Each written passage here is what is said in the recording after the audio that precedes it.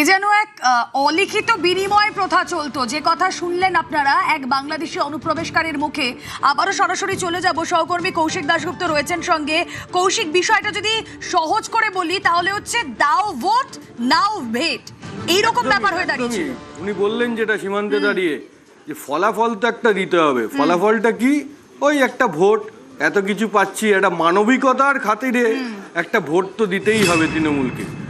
এই অভিযোগটাই উঠেছে বারবার, বিজেপি বারবার এই অভিযোগটাই করেছে যে তৃণমূল খালি ভোটের রাজনীতি করেছে, শুধু অনুপ্রবেশকারীদের সঙ্গে নয়, তারা সব বিষয়ে এইসব সামাজিক যে প্রকল্প, শতাধিক প্রকল্প তৃণমূল সরকারের আমলে দাবি করা হতো গরিব মানুষের জন্য নাম করে আসলে এটা করা হতো ভোটের জন্য স্কিম, ভোটের জন্য ভেট।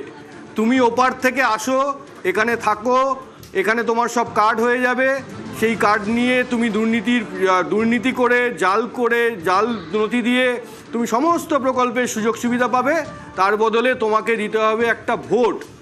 এই ভোটের রাজনীতির অভিযোগেই বিজেপি বারবার সরব হয়েছে এবং সেটাই এখন সর্বত্র দেখা যাচ্ছে।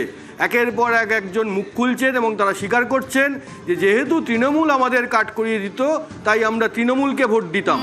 এবং এই কারণেই রাজ্য সরকার মনে করছে এতগুলো প্রকল্পে এত দুর্নীতির অভিযোগ, ঠকবাসতে গা উজাড় হয়ে যাচ্ছে, চক্ষু চড়ক গাছ হয়ে যাচ্ছে প্রশাসনের।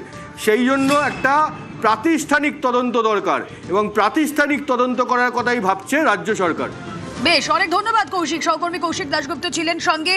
অবশ্যই এই প্রাতিষ্ঠানিক তদন্ত হলে যারা এতদিন ধরে এই সমস্ত প্রকল্পের সুবিধা থেকে বঞ্চিত থেকেছেন তাদের জন্য পজিটিভ কিছু আসবে, অবশ্যই সেটা আশা করা যায়।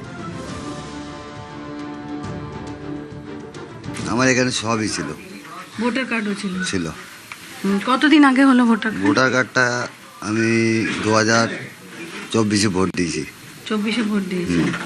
আর এইবারে এসআইআরে ওয়েটিংয়ে ছিল, ওয়েটিংয়ের থেকে পুরো ডিলেট। এটা আমি অনলাইনে করেছিলাম, ঠিক আছে, অনলাইনে জমা দিয়েছিলাম, দিলেই চলে এসেছিলো।